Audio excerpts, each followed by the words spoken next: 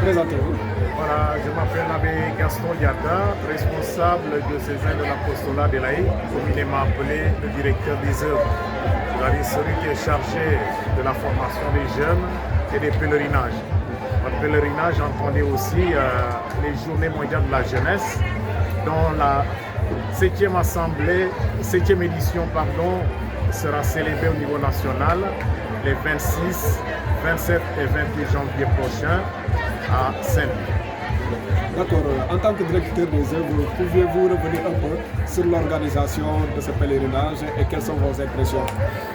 Voilà, par rapport à l'organisation du pèlerinage, chaque année nous nous retrouvons avec le père Bruno Favero, le recteur du sanctuaire, pour revoir un peu ce qui a été vécu l'année dernière, l'évaluation qui a été faite, ce qu'il y a à améliorer pour permettre aux gens d'être dans un cadre agréable de prière, un bon climat social.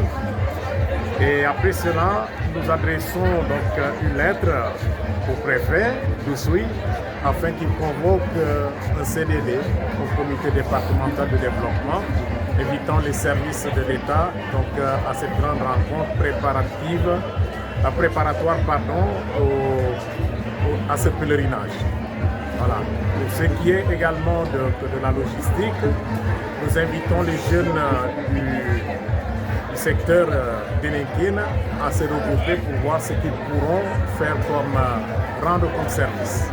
Voilà en résumé ce que nous faisons avant la célébration de ce pèlerinage.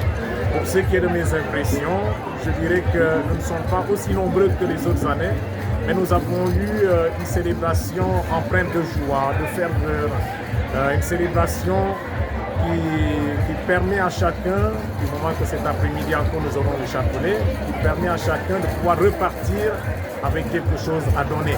Donc la foi, l'espérance et le témoignage de la charité.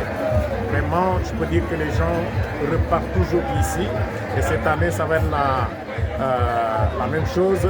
Les gens repartiront d'ici regonflés, avec une espérance un peu plus grande au cœur pour témoigner du Christ au cœur de leur vie, au cœur des difficultés de ce monde ici. Quel sentiment ça vous inspire, ce contexte de célébration jubilaire, les 25 ans pour la paroisse, les 50 ans pour le sanctuaire et les 100 ans pour la paroisse mère Sainte-Thérèse de l'Enfant Jésus? Le sentiment qui m'anime n'est qu'un, la joie. Et qui dit joie parle d'action de grâce. Nous rendons grâce au Seigneur pour tous ses bienfaits pendant 50 ans et ces 25 ans que ces paroisses vont célébrer. Nous voyons là le signe de sa présence au milieu de nous, lui qui nous appelle à être des témoins vivants de l'Évangile, des hommes et des femmes qui témoignent chaque jour davantage de l'Évangile du Christ, un Évangile vivant, un Évangile de la joie, un Évangile de la paix, un Évangile de justice. Je termine. Le pèlerinage diocésain est la dernière grande manifestation du diocèse avant d'entrer dans l'année nouvelle.